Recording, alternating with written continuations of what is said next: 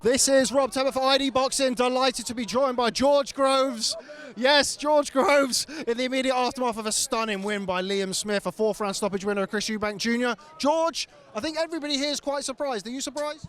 Yeah, no, I am surprised, but boxing shouldn't surprise anyone, should it? Because, you know, I said it to the guys here on comms, it's almost impossible, really, when you think about it, to put your house on the outcome if you don't know everything about everything that's at play. And surely, it doesn't make a lot of sense in that Liam Smith has just stopped Chris Eubank Jr. But it will make sense if we knew everything there is to know about the background. And I'm not saying I do know, I don't. But yeah, it started. I thought Chris didn't start particularly well, and Liam's known to be a slow starter. Chris found his range with a jab, but it was very there was a lot of effort going into it. He pulls out high, he had to slip and slide to get out of the way of Smith's attacks, but then he started to find a home with his right hand. It felt like, okay, a few uppercuts going in. If he can settle into this fight, it'll be, you know, it might be his fight. But then Smith, you know, it was always going to be a massive possibility that at some point, if Chris is pulling out high, he's going to get caught. Down at middleweight, how tight is it at middleweight? I know when you get tight at the weight, your punch resistance goes. Everything goes.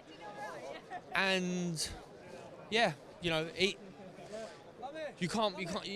I'm trying not to go into detail because it sounds like I'm taking stuff away from Smith, which is not the case. But what a night for Liam Smith. I'm really happy for him.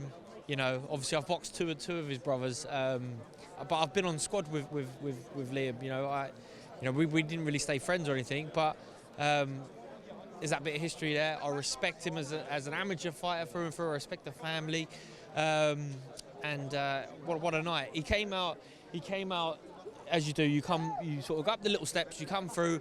And you're in the arena, big smile on his face, and he took time to absorb it. That was experience. That's a guy of his age, 34 years of age, knows, enjoy this moment. He has a look round, big smile on his face. He's lapping up a bit of the crowd. Then the ring walk starts, and his face changes, and his business mode on. That, you know, if I was a Eubank fan, or if I was Team Eubank this week, I'm not. I'm neutral, obviously. I'm a professional. I'm fucking with this guy. I'll be thinking, oh, this guy's. He's doing it right. He's doing it right. He gets in the ring, and he gets in the ring with his 3 brothers, his dad, his family. They've got a real family, you know, feel to it. And Eubank comes out, and he looks like he's all on his own. His dad's not around. It's really sad. Sadly, tragically lost his brother last year. Obviously, he's got Roy Jones with him, but it's not the same, you know. And yeah, there was a couple of deep breaths. It didn't look like he was enjoying it. Like it didn't look like he enjoyed it. He got in here and it looks like, you know, he's a fighter. That's all he knows. He's got to do a job. I doubt he enjoyed any of this evening, and of course didn't enjoy the finish. So there's a rematch clause. I doubt he'll go for that. Or if I was looking after him, I'd advise him not to.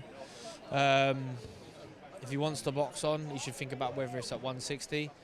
I think he looks ridiculously tight at the weight, and I think that's playing difference. And for Liam Smith, hopefully, this opens a door, loads of doors for him to have some mega fights. He'll be wanting the rematch. I'm sure he's entitled to a lot of money for a rematch.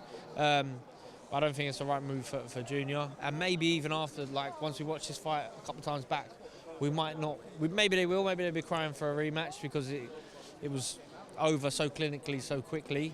Like once the action sort of heated up, but maybe if he stays at middle, he can chase one of the champions at middleweight, or he's already talking about going back down. So that might be him now.